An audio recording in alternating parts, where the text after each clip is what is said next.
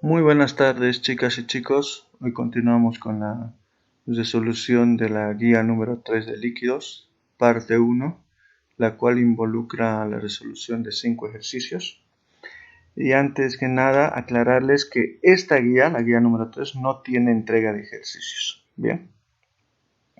Entonces, repasando un poquito de teoría, específicamente sobre la tensión superficial en burbujas, partimos a partir de una ecuación que es la ley de Laplace, esta es la ecuación de Laplace, la cual nos relaciona el cambio de presión, ¿sí?, en la superficie, que separa dos fluidos de distinta naturaleza con las fuerzas de línea debidas a efectos moleculares. Por ejemplo, acá está relacionado, esas fuerzas de línea están relacionadas con la tensión superficial y los radios de curvatura. Bien, en este caso de la burbuja.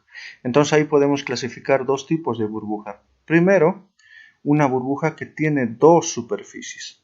Imagínense esta burbuja donde en el interior hay aire, ¿sí? Hay aire en el interior y tiene dos superficies, una superficie interior y una superficie exterior. Y en el intermedio de esas dos superficies hay un líquido entre esas superficies, ¿sí? Esta burbuja tiene un radio R, ¿bien? Entonces, ¿qué ecuación rige para este tipo de burbujas? Bueno, acá tenemos la presión interior, ¿sí?, simbolizada con PI, y la presión externa con P0. Y la ecuación que nos relaciona a este tipo de burbujas es el cambio de presión es igual a 4 veces la tensión superficial de ese líquido dividido entre el radio de la burbuja. Bien. Ahora analicemos el otro caso, o el otro tipo de burbuja, que es una burbuja de una sola superficie. Bien, tiene una sola superficie. Acá lo mismo, tenemos una presión interior, ¿sí?, y una presión externa. Pero acá, ya en la superficie, solo tenemos una sola superficie, ¿sí? Bien, entonces acá el cambio de presión ya está relacionada por 2 veces la tensión superficial sobre el radio. Fíjense cuál es la diferencia. El de dos superficies tiene un factor de 4 y el de una superficie tiene un factor de 2. Bien, pero fíjense que en ambos hay una presión interna, una presión externa, una presión interna y una presión externa. Y esto está relacionado con este cambio de presión que estamos viendo en estas ecuaciones. El cambio de presión es igual a la presión interna de la burbuja menos la presión externa. Ahora, ¿qué tipo de casos podemos ver en cada uno de estos tipos de burbuja? Por ejemplo, en la burbuja de dos superficies está el caso de una burbuja de jabón. ¿Bien? Una burbuja de jabón, ya sabemos que es una burbuja que tiene dos superficies, entonces tenemos que utilizar esta ecuación. Y por el otro lado, tenemos la burbuja de una superficie que puede ser la gota de un líquido, ¿bien?, o puede ser la burbuja de gas en un líquido, como en este caso, ¿ven? Acá hay un líquido, ¿ven? El líquido, por ejemplo, agua, y acá lo que tenemos es una burbuja de gas, o por ejemplo, puede ser una burbuja de vapor de agua. Y un caso más específico, que es el que nos interesa a nosotros, desde el punto de la biofísica, es el comportamiento de los alvéolos pulmonares. ¿Bien? Entonces veamos con estas ecuaciones los siguientes ejercicios. Fíjense, ejercicio número 1. Dice burbuja de jabón. Ya nos está diciendo el dato. ¿Cuál es la presión manométrica en el interior de una burbuja de jabón de 2,5 centímetros de radio formada a partir de una disolución cuya tensión superficial es 0,070 newton sobre metro? Bien, entonces tenemos una burbuja de jabón, recordemos que son de dos superficies, tenemos la presión interior y la presión exterior, y lo que nos está diciendo es cuál es la presión manométrica en el interior. Bueno, vamos a ver qué datos tenemos. Los datos disponibles son primero el radio, que es lo que habíamos dicho, 2,5 centímetros, el radio de la burbuja. Tenemos la tensión superficial que está revistiendo esta burbuja, que es de 0,070 newton sobre metro. Y lo que nos está preguntando es cuál es la presión en el interior, pero nos está diciendo presión manométrica. ¿Recuerdan? La nomenclatura era de presión manométrica es PI, y ahí con la barrita arriba, esa sería la presión manométrica interior. Bueno, veamos a ver cómo puedo calcular esa presión manométrica en el interior de la burbuja. Partamos de la definición, lo que habíamos dicho, cuál era la definición de caída de presión. Hace rato habíamos mencionado que es la presión en el interior. Esto es presión absoluta, ¿bien? Está en términos de presión absoluta.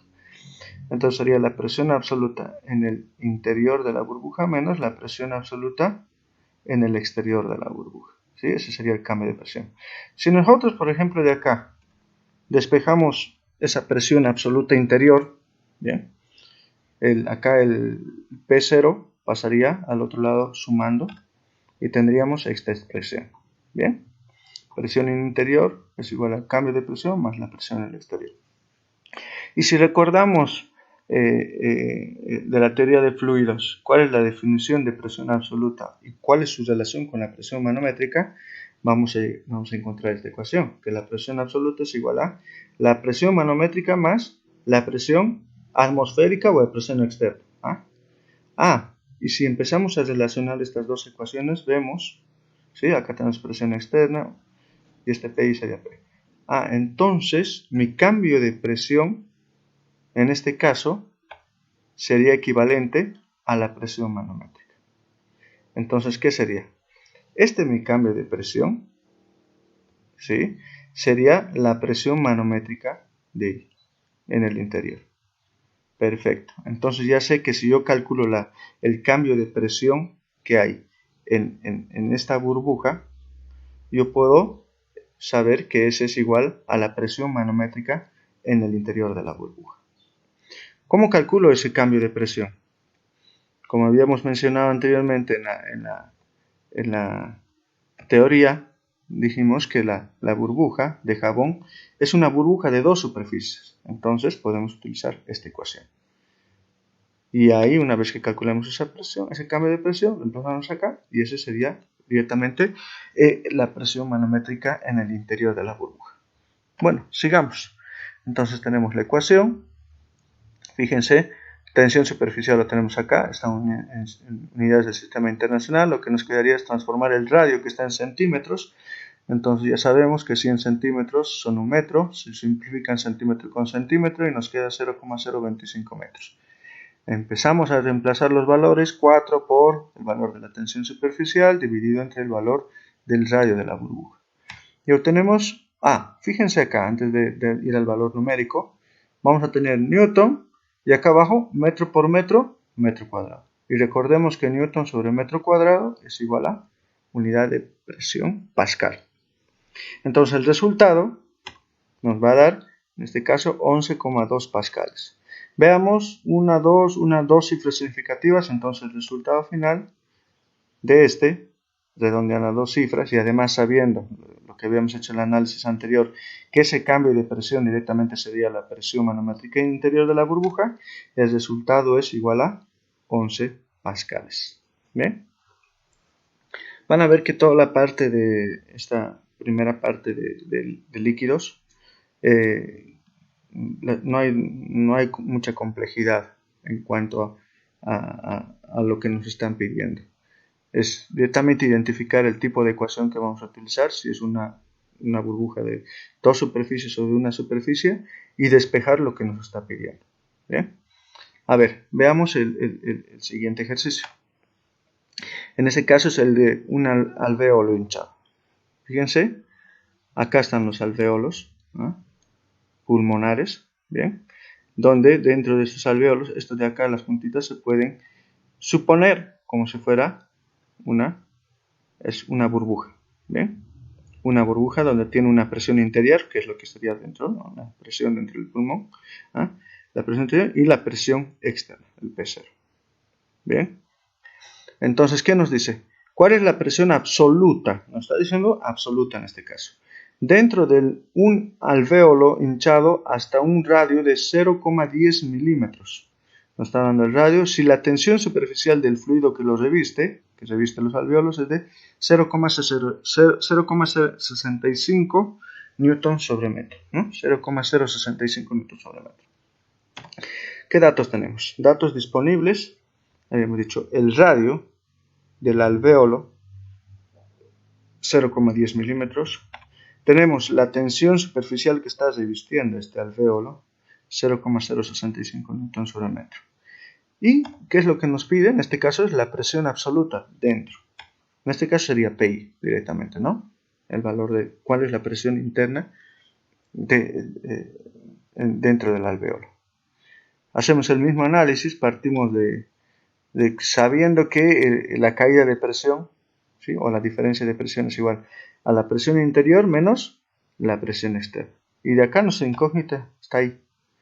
Despejamos de ahí la presión interior, sabemos que la presión interior es igual al cambio de presión más la presión externa. ¿Bien? Entonces la idea sería calcular, la presión externa lo podemos dejar así, y la idea sería calcular el cambio de presión. ¿Cómo hacemos eso? En este caso sabemos que es un alvéolo hinchado y en este caso es una burbuja de una superficie.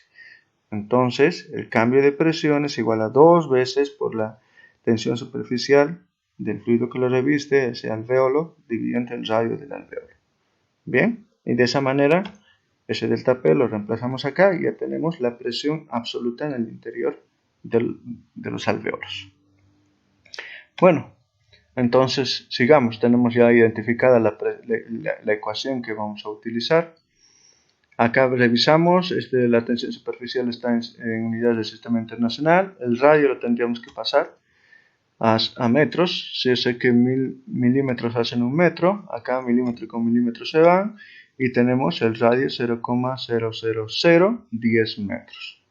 Empezamos a reemplazar. Tenemos que el cambio de presión va a ser igual a 2 veces por 0,065 newton sobre metro. Y todo eso dividido entre el valor del radio que acabamos de calcular. Y en esto, igual que en el anterior ejercicio, nos va a dar el resultado en pascales.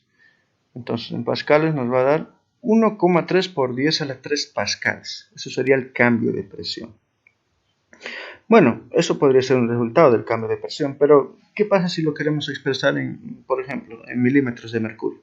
Bueno, hacemos el cambio, transformamos, de las unidades pasamos los pascales a milímetros de mercurio. Yo sé que 101.300 pascales hacen 760 milímetros de mercurio.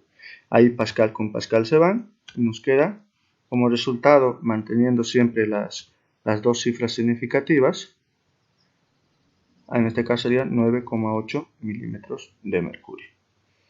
Ahora sí, reemplazamos en la ecuación que habíamos visto anteriormente que la presión absoluta en el interior de los alvéolos sería el cambio de presión más la presión externa.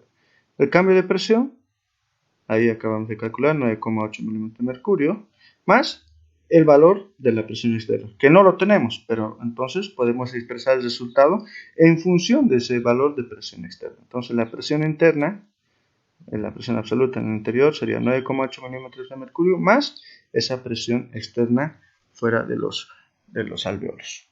Bien, entonces estos son los dos ejercicios que hemos analizado sobre cálculo de cambio de presión en una burbuja, ya sea de dos superficies o de una superficie. Pasemos a otro tipo de concepto, que es la capilaridad, ¿sí? que está muy relacionado con todo lo que estábamos viendo de las burbujas. Fíjense que acá en la capilaridad, como han visto con la profesora Charo, hay dos tipos de casos que se pueden presentar. Hay un primer caso, fíjense, acá tenemos un líquido y acá tenemos sumergido un capilar. ¿Qué es lo que pasa? En este caso el líquido asciende, ¿sí?, por encima del nivel del líquido, ¿sí? Y hay otro tipo de casos donde en vez de ascender el líquido desciende. ¿Ah? ¿Cuál es la diferencia entre estos dos líquidos? Por ejemplo, en el primer caso son líquidos que mojan. Entonces ahí se puede hacer, eso ya está muy relacionado con el ángulo de contacto. Por ejemplo, en los líquidos que mojan el ángulo de contacto es 0. Entonces de esa manera, a diferencia de este otro caso, que son los líquidos que no mojan. Bien, el ángulo de contacto acá no es 0. Entonces, ¿cuál es la diferencia entre uno y otro matemáticamente para, por ejemplo, calcular esta altura? ¿Ah? Si yo quiero agarrar, tengo un fluido que moja, sumerjo un capilar de determinado radio y yo sé la tensión superficial de este líquido, ¿cómo puedo calcular la altura que va a ascender este líquido dentro del capilar?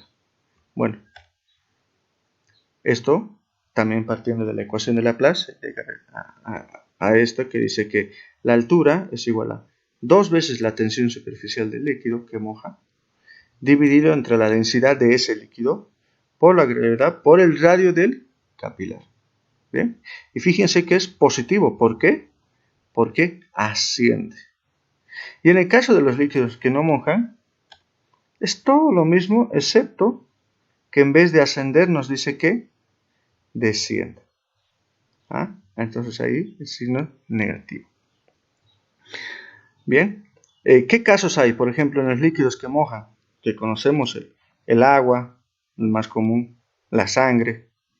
Y en los líquidos que no mojan, ¿qué significa no mojar? Ustedes imagínense que coloquen una gota de un determinado líquido sobre una superficie y ese no se desparrame, si no moje la superficie, sino se quede como una esferita.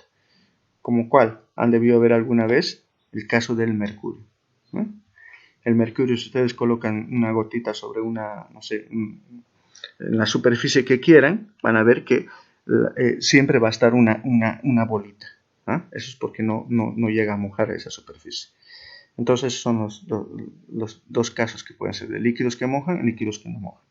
Bueno, en función de esto, podemos empezar a resolver el ejercicio número 3, que dice capilar de vidrio en agua. Ya sabemos que es en agua, ¿sí? Nos está diciendo algo muy importante. Ya sé que el agua es un líquido que moja, entonces ya sé qué ecuación voy a utilizar. Bien, a ver qué dice. ¿A qué altura se eleva el agua en un capilar de vidrio de radio R, que es de 0,070 centímetros, sumergido en agua? Nos está dando que la densidad, nos están dando la densidad y la tensión superficial del agua. Veamos, entonces, resumiendo los datos, tenemos el radio del capilar, que es 0,070 centímetros, la densidad del agua, los 1000 kilogramos sobre metro cúbico, y la viscosidad del agua, que es los 0,072 newton sobre metro. Y lo que nos está preguntando es, ¿cuál es esta altura? Fíjense, ¿cuál es esta altura? ¿Cuánto va a ascender el agua dentro de ese capilar? Entonces, yo sé que es un líquido que moja, ¿sí? El agua. Entonces, agarro la ecuación, que es con signo positivo porque va a ascender. Me fijo, a ver, la tensión superficial está en unidades de sistema internacional, también la densidad, lo único que nos quedaría es el radio. Eso lo pasamos a metros, simplifico centímetro con centímetro y nos queda el radio en metros y empezamos a reemplazar. Reemplazamos, la altura nos va a dar igual a 2 por la tensión superficial dividido entre la densidad, la gravedad 9,8 metros sobre segundo cuadrado y el radio que acabamos de calcular, 0,00070 metros. ¿Bien? Hacemos, simplificamos, fíjense que acá abajo tengo un kilogramo, metros sobre segundo cuadrado, eso sería newton, ¿no? Kilogramo por metro sobre segundo cuadrado es newton. Entonces este newton de abajo con este newton de arriba se simplifica. Y después tengo acá este metro con este metro, no se simplifican, sino se hacen metro por metro, no se hace metro cuadrado. Y es este metro con este metro será metro cuadrado y con el de acá abajo sí se simplifica y nos queda solo un metro, ¿no? Metro cuadrado con metro cúbico y acá abajo nos queda metro. Y efectivamente, esto como es una altura, nos tiene que dar unidades de longitud. Entonces, haciendo la cuenta, nos da 0,021 metros. Lo podríamos pasar a centímetros. Digo, un metro son 100 centímetros, metro con metro se simplifica y ahí obtenemos el resultado de 2,1 centímetros, que va a ascender el agua, ¿sí?, dentro del capilar con respecto al nivel del líquido. ¿Sí? Bueno, pasemos al otro ejercicio, ejercicio número 4, muy similar al ejercicio número 3, donde en este caso el capilar de vidrio está sumergido en mercurio, ya no es en el agua. Entonces, si un capilar de vidrio de radio R de 0,085 centímetros se sumerge en mercurio, ¿qué distancia se hunde el mercurio? Entonces ya sabemos que tiene que ser una altura negativa, ¿cierto? Entonces la densidad del mercurio es 13.600 kilogramos sobre metro cúbico y su tensión superficial es 0,435 newton sobre metro. Bien, entonces lo mismo, datos disponibles, tenemos el radio, tenemos la densidad del mercurio y tenemos la tensión superficial del mercurio. Lo que nos pregunta es la incógnita, lo mismo de ese dato, cuál es la altura H que desciende, es decir, va a dar una altura negativa. Entonces sabemos que es un líquido que no moja, utilizamos la ecuación que tiene el signo negativo. Vemos de acá, lo mismo el radio tenemos que transformarlo a unidades del sistema internacional. 100 centímetros un metro, centímetro con centímetros se simplifican y ahí tenemos el radio en metros. Reemplazamos, tenemos la altura es menos 2 por 0,435 newton sobre metro, por abajo dividido entre, ahí tenemos la densidad 13.600 kilogramos sobre metro cúbico, por la gravedad, por el radio que es 0,00085 metros. Hacemos la misma simplificación que en el anterior ejercicio.